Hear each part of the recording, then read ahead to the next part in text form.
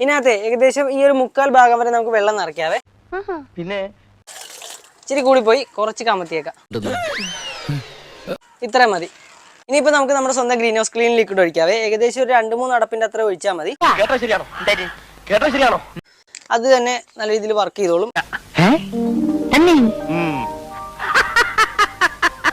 പക്ഷെ നമ്മൾ ടെസ്റ്റ് ചെയ്തിട്ടുണ്ടായിരുന്നു നമ്മുടെ എത്തിക്സിന്റെ ഭാഗമായിട്ട്. ഈ ധർമ്മേന്ദ്രയുടെ ചില സമയത്ത് തമാശ കേട്ട ചിരിച്ചിട്ട് കഷത്തിൽ നീര് വീഴും. കറക്റ്റ് ഒരു pH വന്നേക്കുന്നത് വെച്ച് കഴിഞ്ഞാൽ ഒരു സ്ട്രോങ് സോപ്പ് എന്നൊരു കൺസെപ്റ്റിൽ തന്നെയാണ് 8 ആണ് വന്നേക്കുന്ന വാല്യൂ.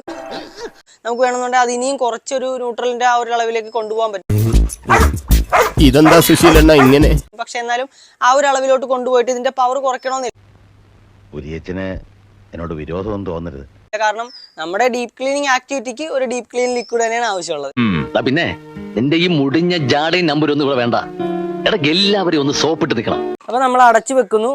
ഫുള്ള് നല്ല എയർ ടൈറ്റ് ആക്കി വെച്ചിട്ട് നൈസായിട്ട് പമ്പ് ചെയ്ത് കൊടുക്കാവേ. ആവശ്യമില്ലാത്ത ചോദ്യങ്ങൾ ചോദിക്കരുത്. അത്യാവശ്യം നല്ല ടൈറ്റ് ആയി തുടങ്ങിയിട്ടുണ്ടേ. എനിക്ക് പിന്നെ ദണ്ണമില്ലാണ്ടിരിക്കോ? ഇനിയിപ്പോ ഈ ഒരു ബട്ടൺ പ്രസ് ചെയ്ത് കഴിഞ്ഞാല് പത വരും.